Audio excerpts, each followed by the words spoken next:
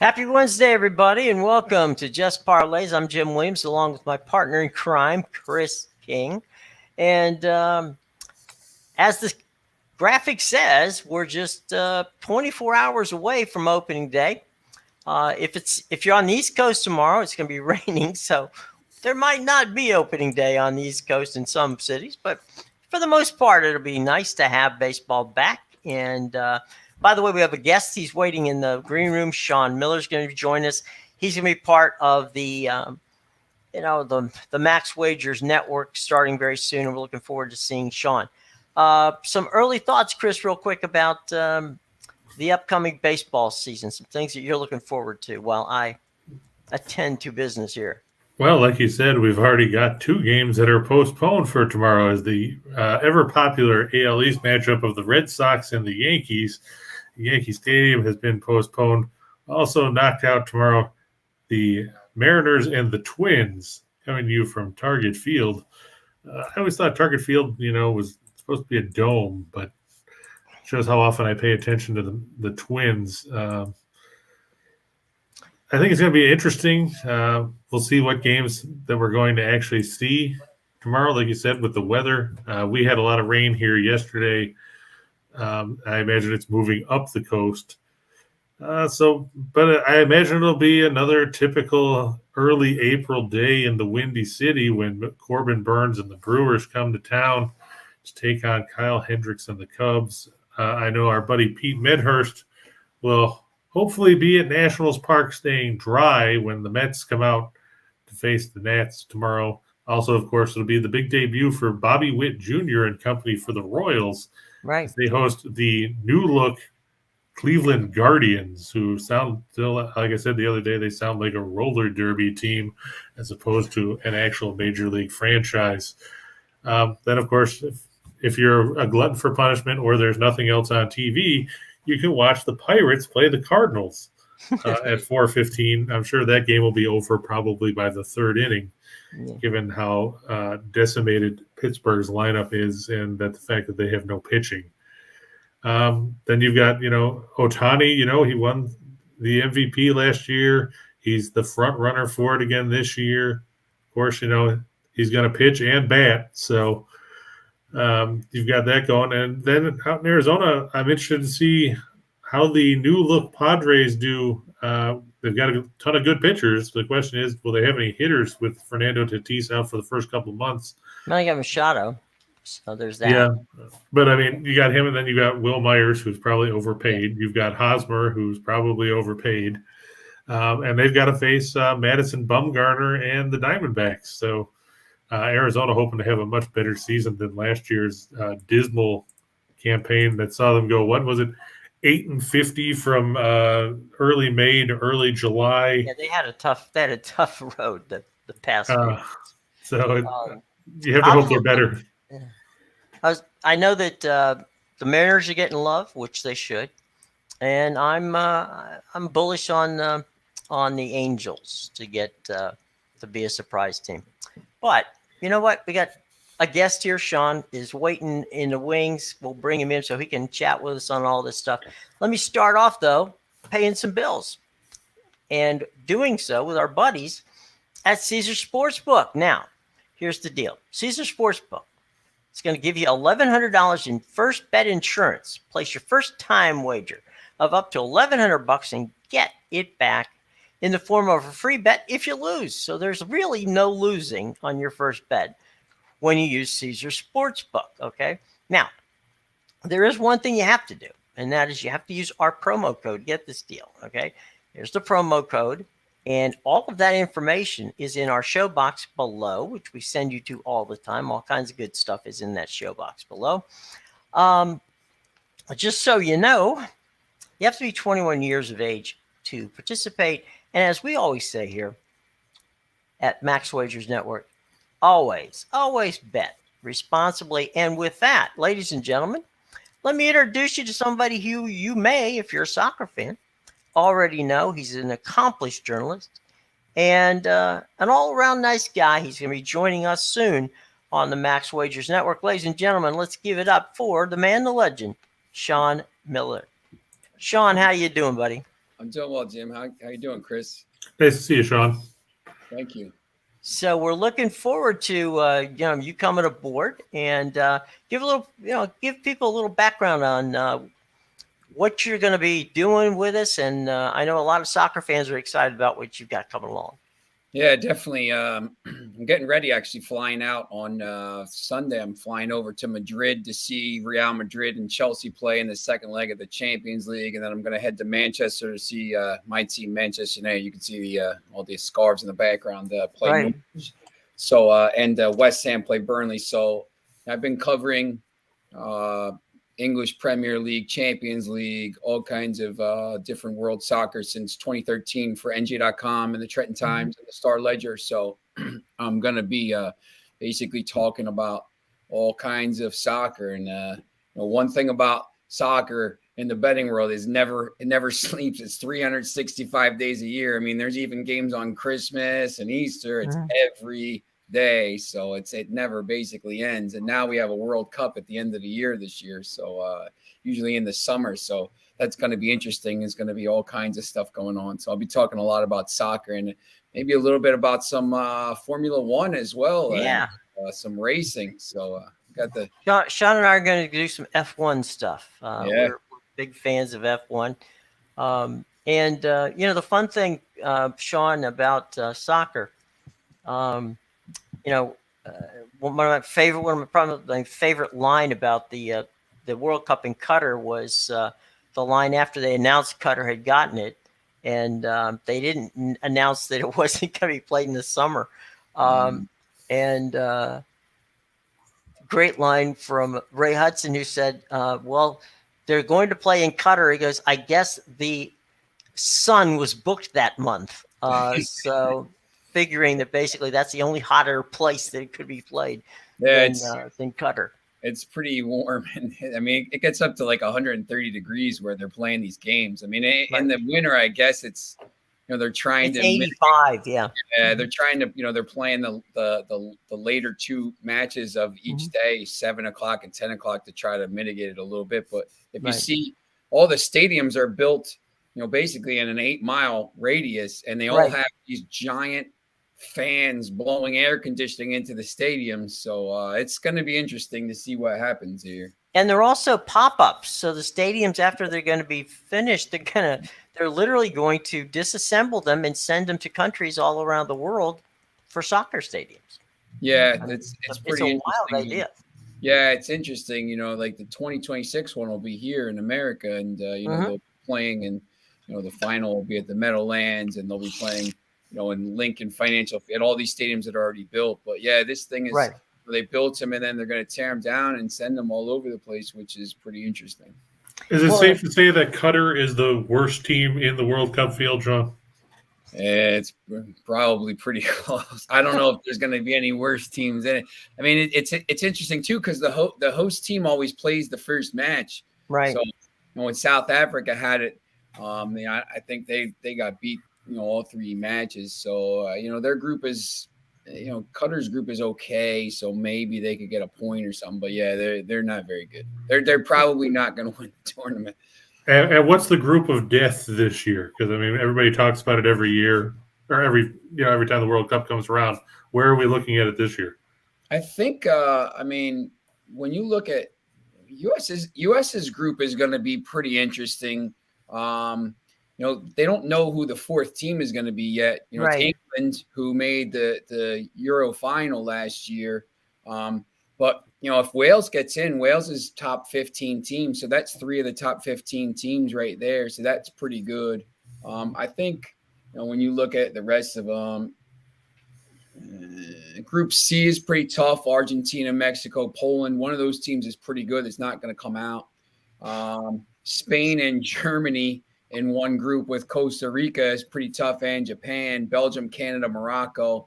So it's probably Group H is pretty tough. Portugal, Ghana, Uruguay, and South Korea. It's interesting too. There's one thing when I was reading about this in 1984, when France won the Euros, they were in a group stage with Denmark. In 1998, when France won the World Cup, they were in a group stage with Denmark. In 2000, when France won the Euros again, they were in a group stage with Denmark. In 2018, when France won the World Cup, they were in a group stage with Denmark. Here we go, France in Group D with Denmark in the group, and they're on the opposite side. France and Brazil are the two favorites, so I would expect them, if they win their group, should be in the final. But you can get some decent value, although I think it's already dropped from like plus 700, plus 750 down to plus 550 because they see the path they're going to take. Which now you can kind of see the path, so that the odds are going to start changing a little bit. Well, now, would you consider, not to cut you off, would you consider Robert Lewandowski a candidate for the Golden Boot? Yeah, definitely. Yeah, because if Poland can get through, I mean, he's probably going to score a ton of goals against Saudi Arabia. Argentina, I think, a little bit overrated. I mean, obviously Messi and everyone's going to bet him, but they have some younger players coming through as well. But yeah, Lewandowski, I mean, and he's he's playing in about 45 minutes for Bayern Munich in the Champions League quarterfinals. Have them in one of those risk-free parlays with Manchester City and Liverpool. So I already won those, so need that. But yeah, he's going to score a lot of goals. Usually the player that wins the Golden Boot doesn't come from the winner. So when you're looking to bet some of this stuff, Golden Boot or player of the tournament, usually the player of the tournament comes from somebody that makes the final. But the Golden Boot winner doesn't usually come. It comes from somebody that's maybe playing in a little bit of a weaker group. Maybe they get through and sneak into the quarterfinals somehow, or even get into the round of 16 and get knocked out, but you play 4 or 5 matches. Overachieving. Yeah. Yeah. Maybe you see somebody from the Netherlands or Senegal who's going to play Qatar, and maybe they get a hat trick early, and then you find another goal.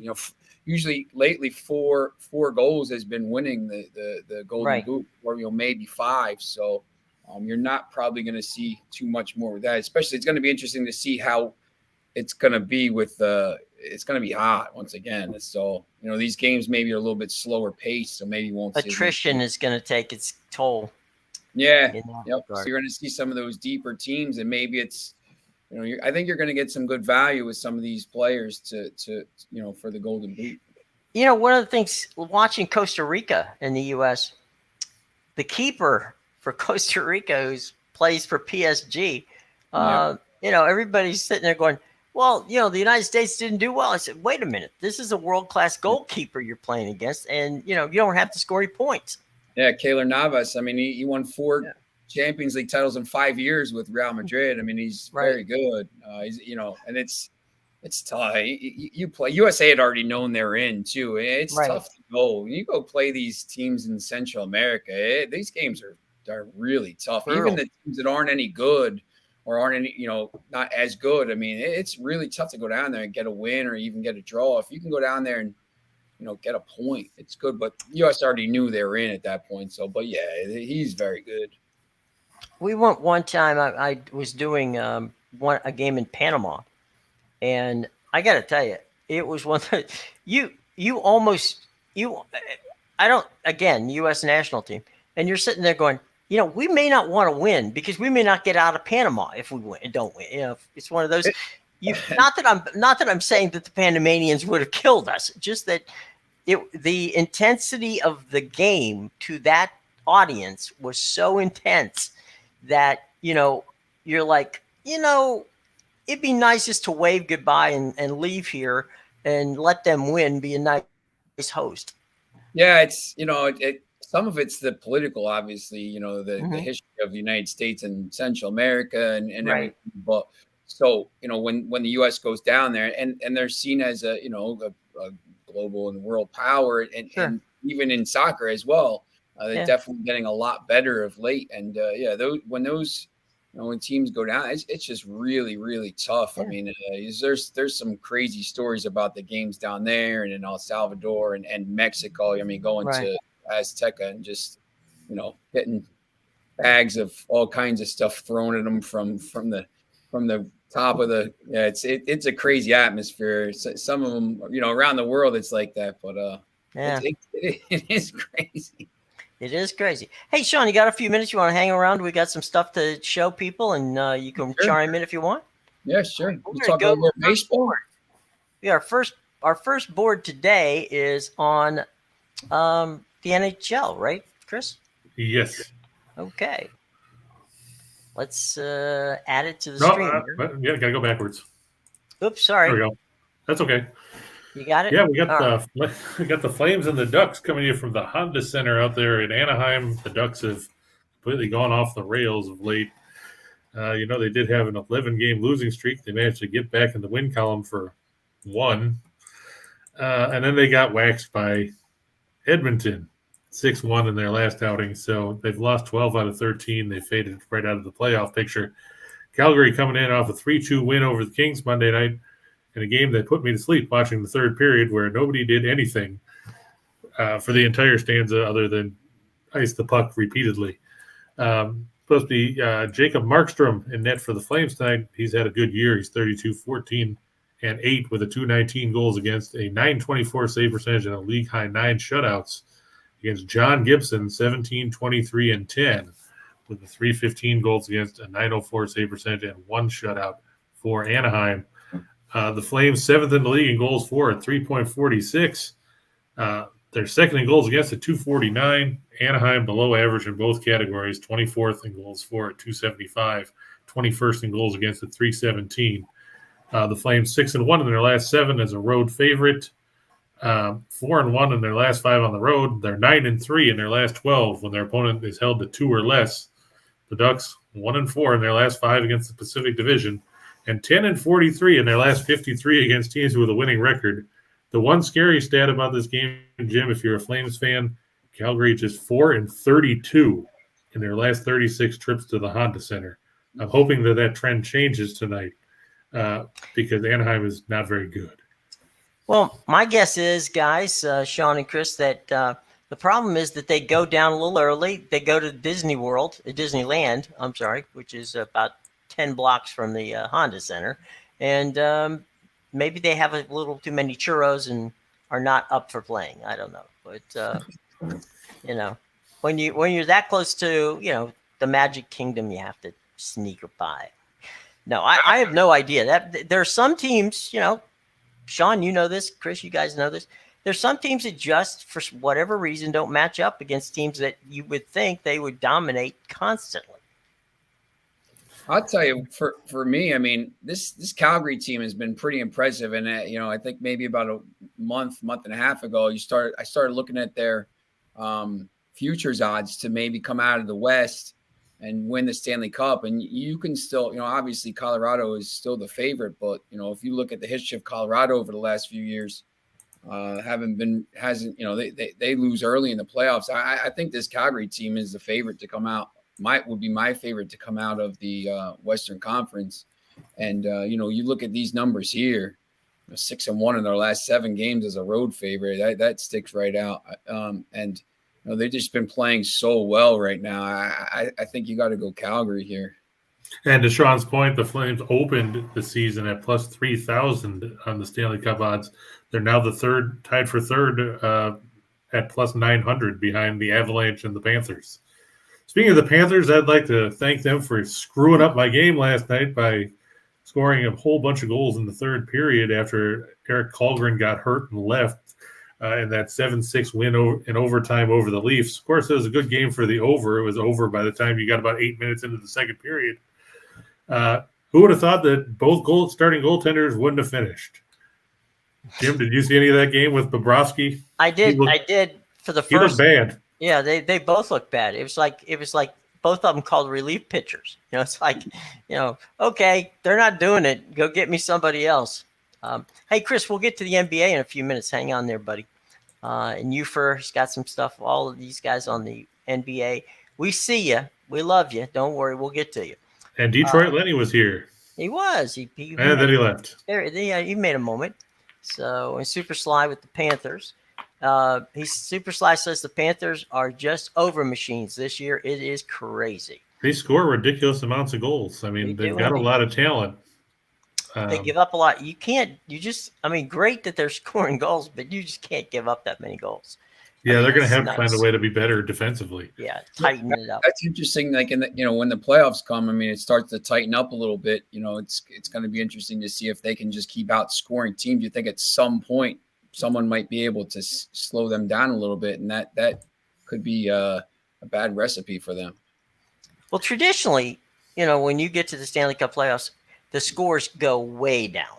Yeah. And it's you gotta play on the knife's edge there, because you're afraid that if you can get those odd man rushes real quick when you start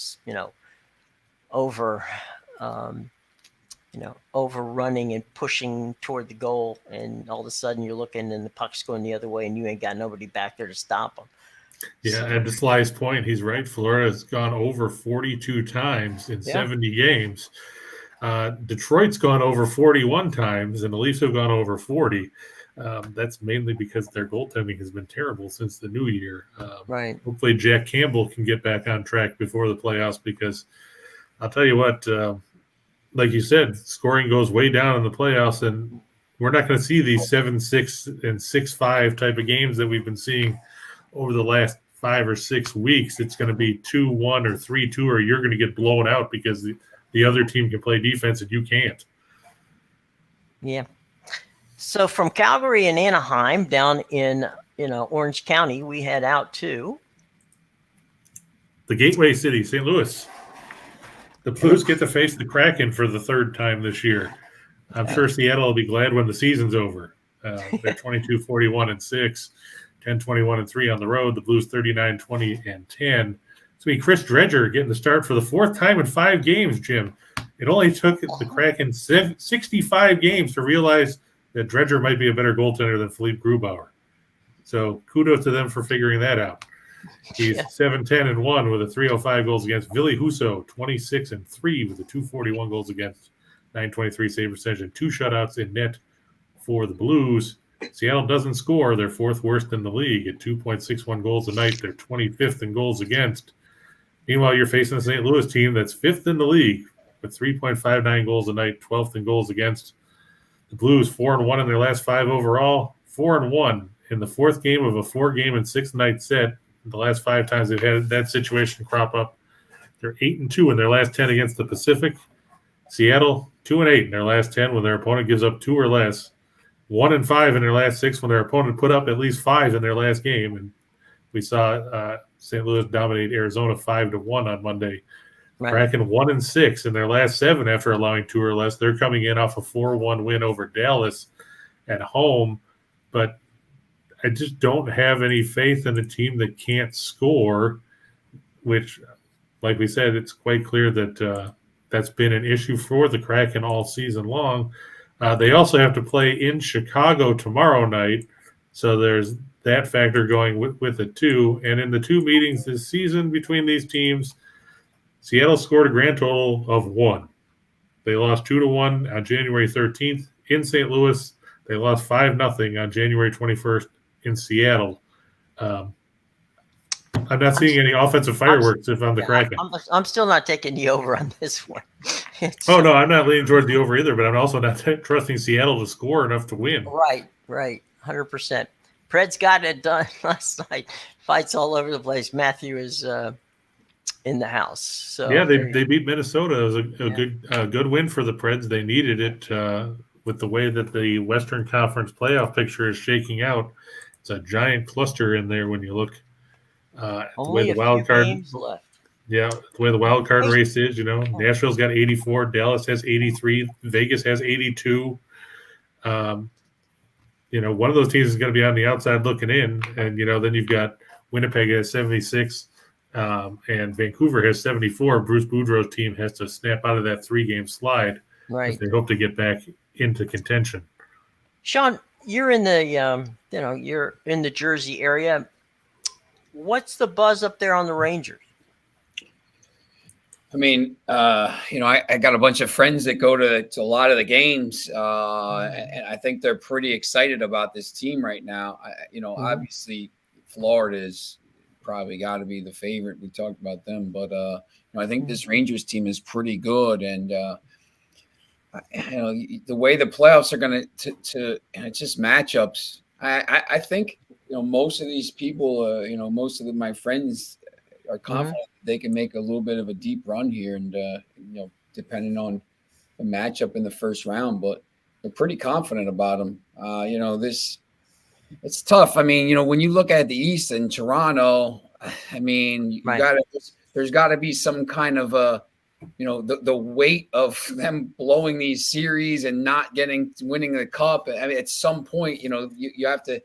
That definitely weighs on you. I'm sure they're going to break through sometime and maybe get back, but I think if maybe you count them out and you look at some of the other teams, I think the Rangers have a pretty good shot to do something in the East. This is crazy to say, but I'm not sold on I've seen Florida play a lot. I'm not sold on the Panthers yet. I mean, they score a lot of points. They look good, and then they go out and they play on the road sometimes, and they look like they play down to their competition. They're playing the kind of hockey that scares the living hell out of me when you get to the playoffs. Yeah, it's tough. You got to be able to shut some of these teams down. You can't. Right. Well, you can't just go out there and expect to score 7 goals or 6 goals in these games. Right. I mean, there's going to be some games in the playoffs they're probably going to win 6-2, but it's not going to be like that every night. They tighten up a little bit sometimes on the penalties, and I think it's going to be pretty interesting to see how deep they can go in the playoffs. And like you said, it's going to be a matchup if the season were to end right now, and the way it stands, Washington is 9 points behind Boston for the top wild card spot. You'd see the Capitals and the Panthers in the opening round. That could be interesting. My Capitals in the Panthers. Okay, so we would see how that worked out. You'd have Ovechkin and Backstrom against Huberdeau and Barkov and company. Mm-hmm. And then you'd have, a couple of underachieving goaltenders with Bobrovsky and Vanacek probably would get the nod over Samsonov. And you got to figure that Tom Wilson's good for at least 3, major penalties in the game. So there's that. But it's gonna be wild. I think. All right. Well, let's go ahead. What were you saying, Sean? Go ahead. One thing that's good about the hockey playoffs too is some of these series. It's not like like soccer here. The best team's going to go through. Like hockey, I mean, there's upsets every year in this first round and the second round. I mean, there's definitely some good value in some of these series bets in that first round of series. I mean, you can kind of see the matchups and say, you know what, I'm going to take this team at plus 300 to advance or whatever, because there definitely is going to be some upsets in the first round. And you always see that those wonky puck things where the keeper's there, he's done everything humanly possible right, and it bounces off some guy's skate, it hits off of some guy's knee, it bounces off the scoreboard, whatever, and somehow, some way it ends up in the back of the net, and the keeper's sitting there going, I did everything right, and the damn puck is still back there. How did it happen? I still remember when Steve Smith did that when he tried to pass it back in, I think it was 86 with the Oilers. In a Game 7 against Calgary, he passed it back, and Grant Fuhr wasn't looking, and it went in the net. And they ended up losing, and it knocked them out of the playoffs. On an own goal. Yeah. Right. It's wild. Let's go to the NBA and see what's going on the hard court tonight. I'm sure there's exciting games, but there it is. Boston a lot of teams. Yeah, I was going to say a lot of teams. Yeah, two teams don't want the first place in the East. Yeah, a lot of teams playing back-to-backs. Boston actually had yesterday off. Chicago got whipped up on by Milwaukee. The Bucks then clinching the Central Division for what seems like the 17th year in a row. I mean, it's not that long, but with as dominant as they've been in that division of late, you have to think that things are going in their favor. Caruso is doubtful for the Bulls tonight. I'm not sure where Nathan's seeing that Levine's out for the season. The latest injury report that came out moments ago from the league has him listed as probable for tonight's game with the injury management for that knee. Lonzo Ball, of course, now they're talking he might not come back this season. On the flip side, Boston should have Jaylen Brown and Al Horford and Jason Tatum. They're all probable tonight, which is a good thing. They blew out Washington the other day in a game that I guess the Wizards quit after the first quarter. So you look at this one, Boston's middle of the road offensively, but they lead the league in scoring defense. I forgot to change that. The Bulls are not first in scoring offense. The Bulls are actually I think they're 12th, which shows that I mistyped. It's No, they're close. 11th. Yeah, they're 11th. But going against the number one scoring Just defense, forgot an extra one. That's all. yeah, there you go. Having to play the second game of back-to-back, Chicago hasn't had a lot of success in that. They struggle stopping teams defensively. Opposing teams shooting better than 47% from the floor against them. Boston 5-0 in their last 5 after putting up at least 125. And let's face it, they went way past that against Washington. 4-0 in their last 4 on the road against teams with a winning home record. The Bulls 3-9 in their last 12 against teams with a winning straight-up record, and 1-10 in their last 11 games against teams with a winning percentage above 600. We talked about this yesterday, Jim. Since January 1st, against the top 8 teams in the league, Chicago now 0-16 in those situations. Yeah. Guess what? Boston falls in that category of one of the top 8 teams in the league. Not looking all that good for Chicago. And Miami, as we City. said yesterday, is starting to get healthy. Yeah. And the Heat, I think, have pretty much locked up the top seed in the East now, much to the chagrin of what Tim was saying yesterday. The Heat are 52-28. Boston's 49-30. Milwaukee's 49-30. Philadelphia's 49-30. All those teams can get to 52. Yeah, all those teams can get to 52. So it'll come down to time, head-to-head matchups and things like that. But in the end, I think Miami's going to end up winning the top seed in the East, whether they like it or not. Right. But tonight doesn't look good for Chicago. Fortunately, they have a little bit of a cushion to avoid falling into the play-in tournament, as they're 2.5 games ahead of Cleveland, who, thanks a lot, Cleveland, not showing up last night, losing to Orlando, of all teams. If you lose to somebody good, that's one thing. But you lost to Orlando, the worst team in the East, a team that has 21 wins. The only team Orlando's better than is Houston. And we've talked enough about Houston all season long to know that Houston is a bad basketball team. By the way, just for the record, ladies and gentlemen, we'd like to thank the Los Angeles Lakers for participating this year in the NBA, and they will be getting a version of the home game whenever the season is over. They're not playing in the postseason. They can play in the Rucker League tournament up there in New York City. They can go play some street ball. Might be better for them. Yeah, 3-on-3. Yeah.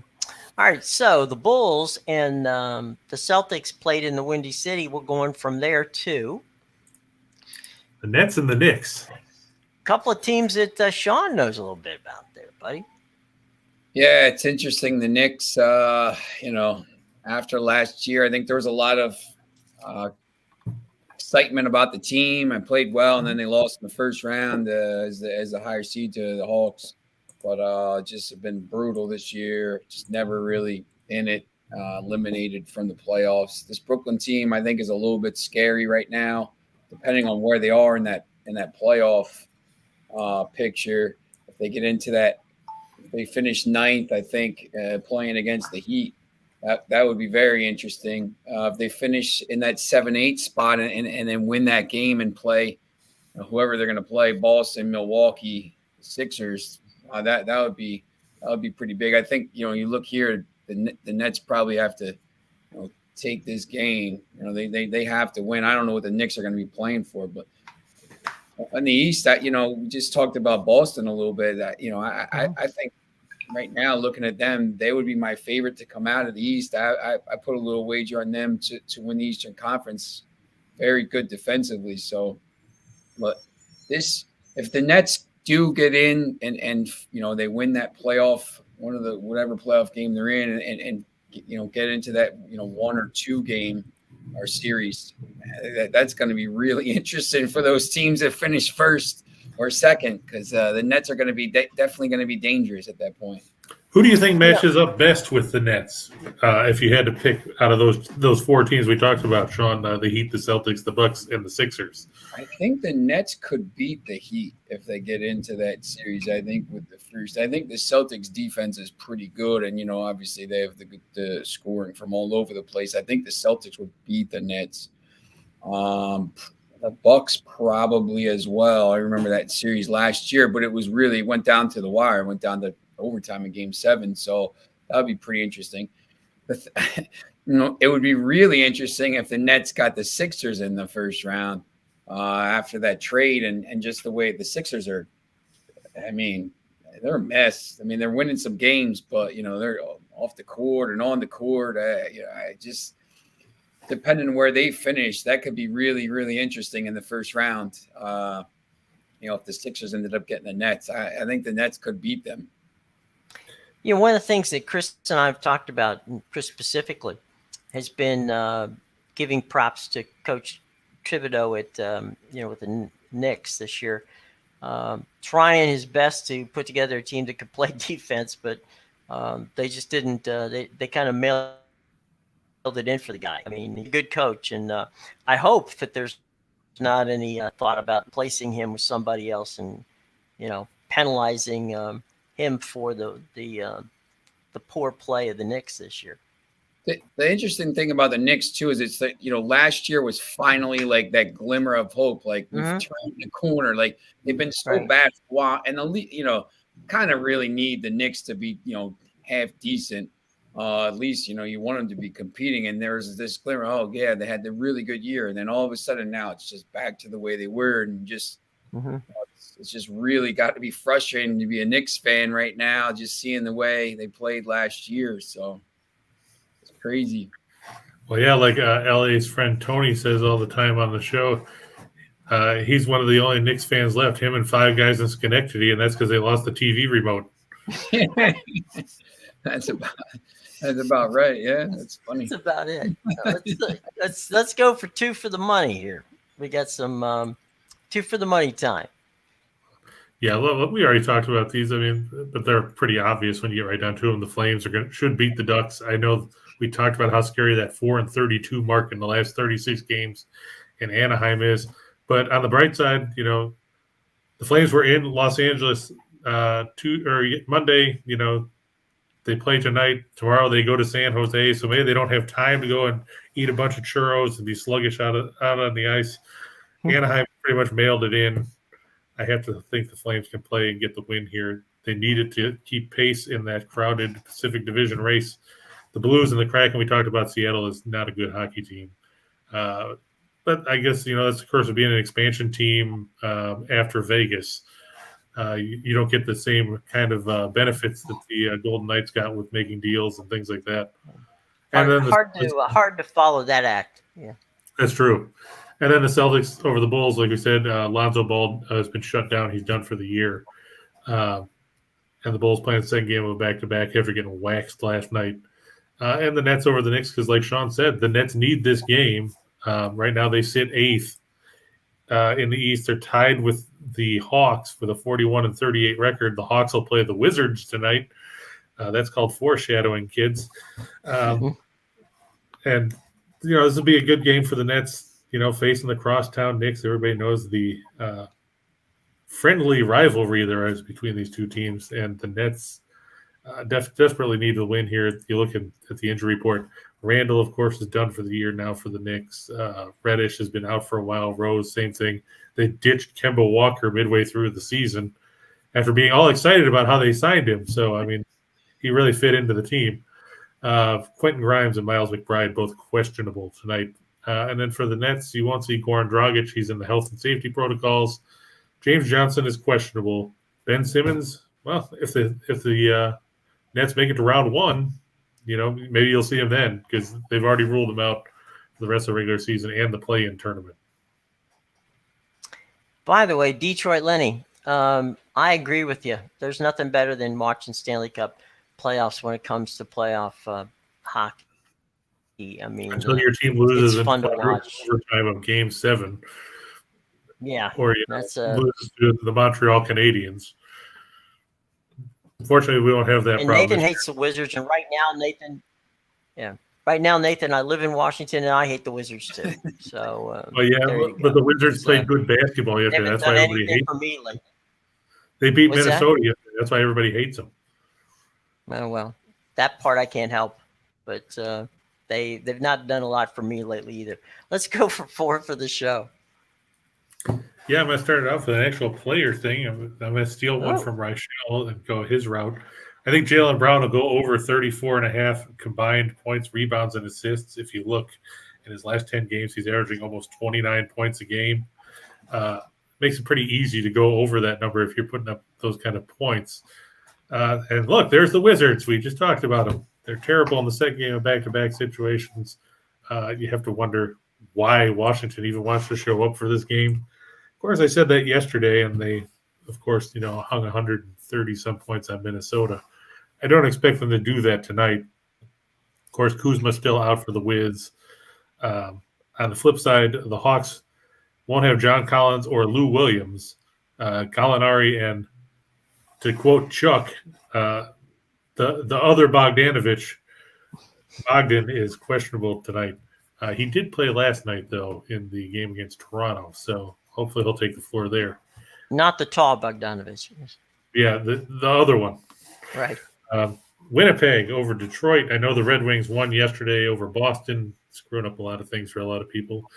But let's face it, the Red Wings are going nowhere this season, much to the chagrin of Detroit Lenny, who last month on this show told you that the Red Wings were going to sneak into a wild card spot. That didn't pan out. And Tampa Bay, Jim, in Washington.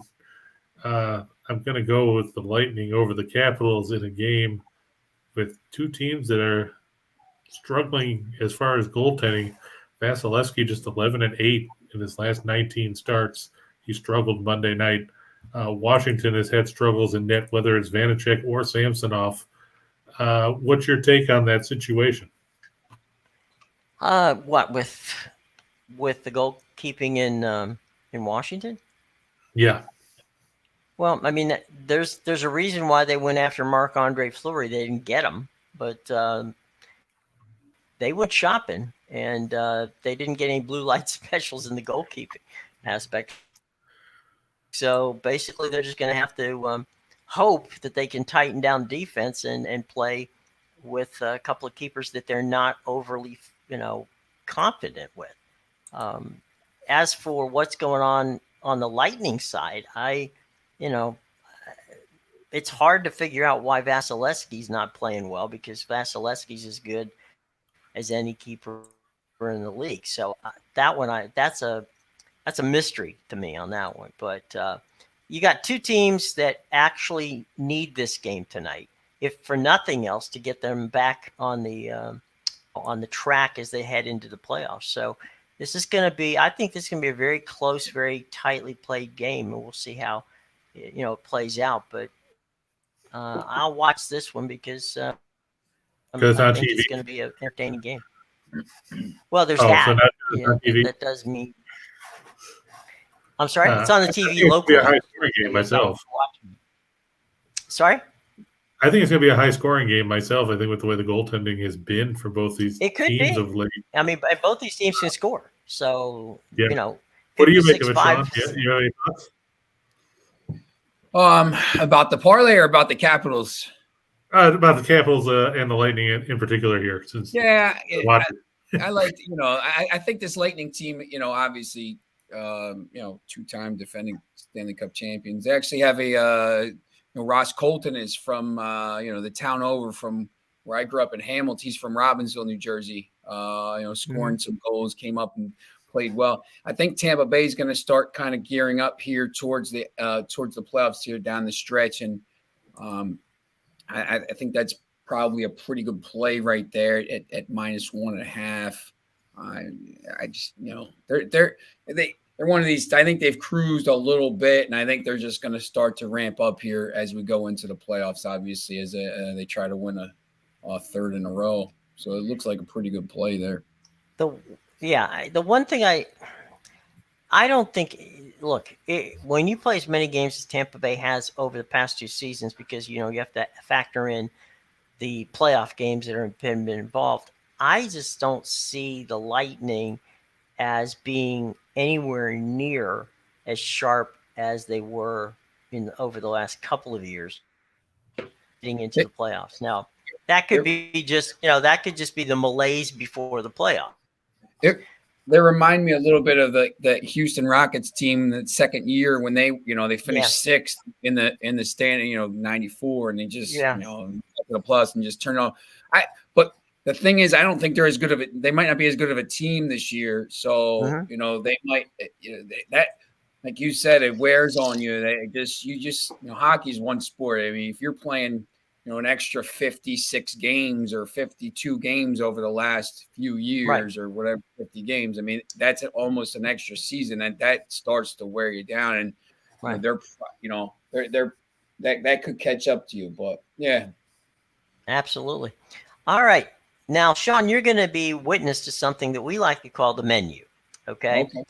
In this one, we've had a lot of success with people who have hit a lot of different parlays coming out of this, because we say to them, as a Chinese menu, you can have, pick 1, pick 2, pick 3, pick whatever. We've actually had some people that hit all 10.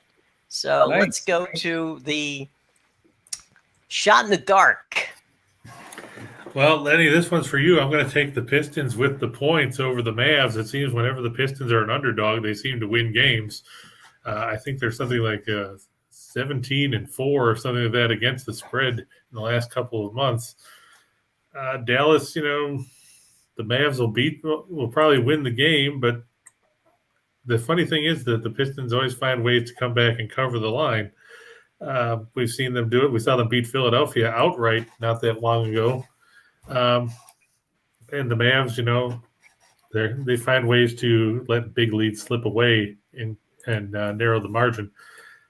The Utah one is just funny because there's no way in hell that I would touch this game normally, but since there's a short schedule, we had to put it in here.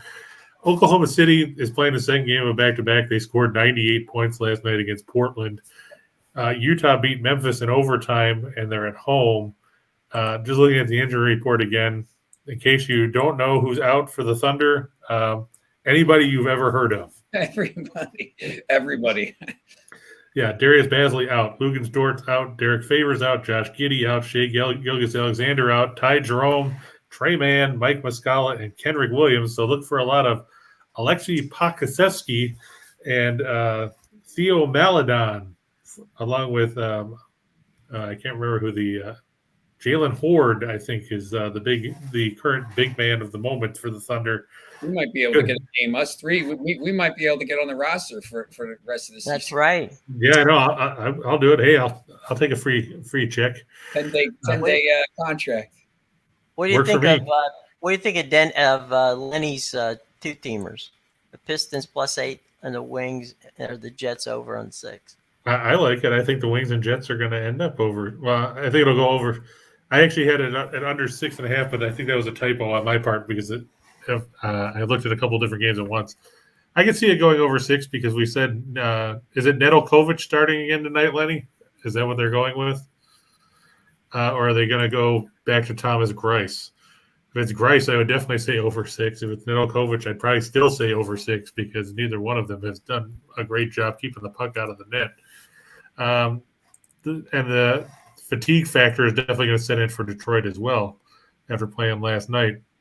Connor Hellebuyck is expected to be in goal for the Jets. I know Sly will be looking forward to that one. You believe it? Okay, Lenny says he believes it's Grice. Well, then definitely I would think the over is in a play here. When I did this, it was at 6.5. So I can see it going over 6. I can see it being 5-2 or 5-3 or yeah, there you go. Thomas Grice can't stop a beach ball, according to Lenny, and this is coming from a Red Wings fan. So how about that? The Wiz and the Hawks. Yeah, I know that number started lower than it was in the 228 range last night. It's now 233.5. I still think they'll end up going over it.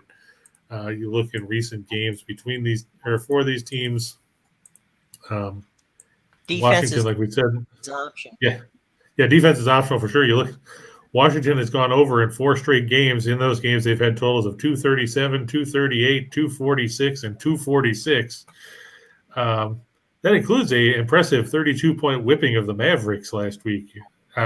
Fittingly, April Fool's Day, because that's the only time that the Wizards could beat anybody convincingly. Meanwhile, Atlanta's gone over in 4 of their last 6. One of the two that are in the 2 unders in this stretch They scored the total of 237 against a 243.5 number in the Nets game, and they had 226 last night against a number of 226.5. The 4 games prior to that, totals of 231, 255, 254, and 238. We know Washington is allergic to defense. Atlanta isn't any better. They're 22nd in scoring defense. Look for a track meet there, and that'll push over the mark. We talked about Boston and Chicago as far as the game itself. I think it'll end up over 221. We've seen Boston hang a whole bunch of crooked numbers of late. Recently, if we go through the Celtics' last 10, they've scored 110, 126, 124, 132, 125, 134, 112. They had 98 against the Heat, but we know the Heat can play defense. 128 and 144. So you're talking about 7 games in the last 10. They've hung at least 124 points. You're facing a Chicago team that doesn't really play all that well defensively. 26th in field goal percentage defense, 26th in three-point defense. They're second worst as opponents shoot 79.6% at the line. 221 seems low. I think that one will end up over the mark. Vancouver and Vegas, we saw these teams play the other day. It was 3-2. I'm not expecting anything different. I know the venue changed. They're not playing in BC tonight. They're playing in Vegas at the T-Mobile Arena. I still don't think we're going to see a whole lot of goal scoring. The expectation is Robin Leonard's going to play, which is good for them. Vancouver's gone under in their last 5 as an underdog. Their last 4 as a road underdog, and they've gone under in their last 4 on the road, and 6 of their last 7 overall. Vegas has seen the under go 4-0-1 in their last 5 in the second game of a home-and-home set. And if you look at the recent meetings, 4 of the last 5 between these teams have fallen short of the mark. I look for that to continue here. We talked about the Kraken and the Blues. Not expecting any goals from Seattle to help this number, so I look for it to stay under 6. Tampa Bay and Washington, like I said, I expect you over 6.5. Like you guys said, both teams can score. Both teams have had issues defensively and in net. So this could easily be 4-3, 5-3, 5-4, 8-7, a high-scoring affair. And I'm going to go with Steven Stamkos to go over 2.5 shots on net. He hasn't taken a ton lately because he keeps setting up other guys. What's up with that? You're supposed to be a scorer. But I think he'll fire some rubber on that tonight and go over the 2.5 shot mark. Yeah, I wouldn't be surprised. Again, he's out there, and it's funny whenever players like Stamkos and you guys have seen this, when they play against Ovi, they tend to want to step up their game, and it becomes kind of a badge of honor to see who can get the most shots on goal when they're playing with Ovechkin on the ice. So I wouldn't be surprised if Stamkos, gets 5 or 6 shots on goal. Yeah, I'm surprised. Probably 1 or 2 of them will go in. Well, there's that too. Yeah. So there's that for sure. So, Sean, look, we appreciate the fact that you hung around with us, and we're looking forward to seeing you on Max Wagers. Now, just for those of you who are new to watching us, we've got a bunch of things going on here, which will include Sean very soon. Midday Money with Sean Higgs, noon.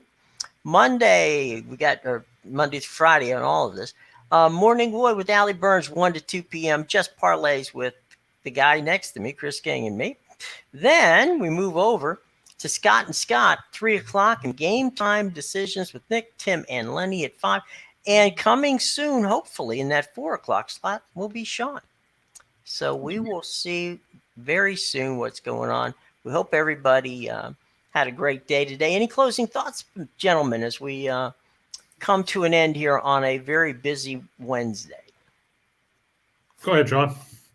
Oh, I think that's some good stuff there. And, definitely with these, as hockey and basketball starts to end the regular season and get into the playoffs, both basically at around the same time. I think it's going to be pretty interesting to see how these things play out over the next month and a half.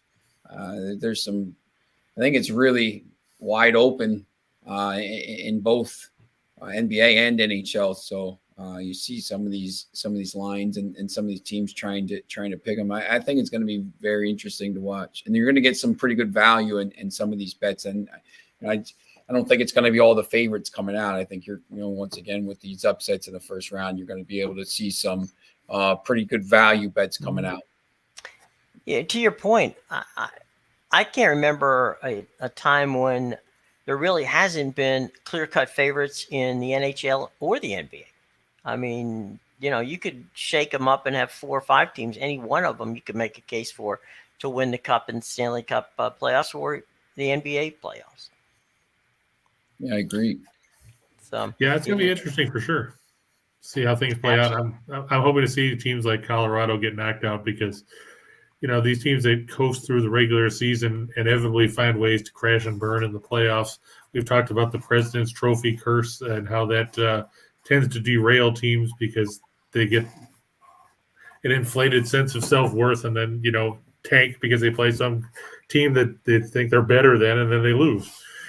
I think that could happen to Florida. I don't know if Florida can contain Washington because one thing Washington has in spades over the Panthers is playoff experience. And, you can't replace that. That's something you can't teach. You can teach somebody how to deke somebody out or how to tee up a slap shot on a one-timer. You can't teach playoff experience. And that's something that the Panthers are going to have to learn. And sometimes these teams get hot, and they have to just, you're almost struggling. You're playing the playoffs for, a month trying to get into the playoffs. And you've been playing at such a high level that you're just ready to go. And these other teams that have been cruising have to turn it back on. And sometimes it works and sometimes you can't turn it back on. Yeah, look at Montreal last year. They ran all the way to the finals, unfortunately. But, reality set back in for them this year, so that's a plus. There's that. Okay. Any final questions from the class? Anything that you see there, Chris, that we haven't answered?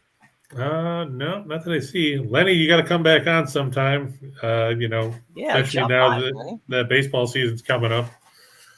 Yeah. But no, it looks like we got everything covered that I saw.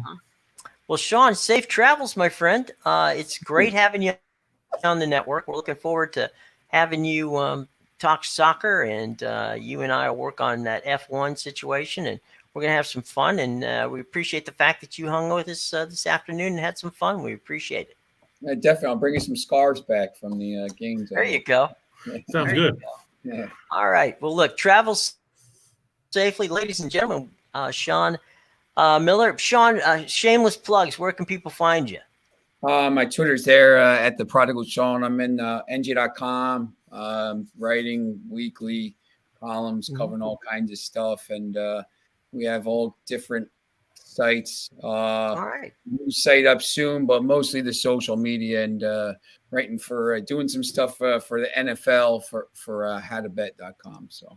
Okay, outstanding. We'll follow the Prodigal Sean, and I'm sure that's where you can find everything. So we'll get it that way.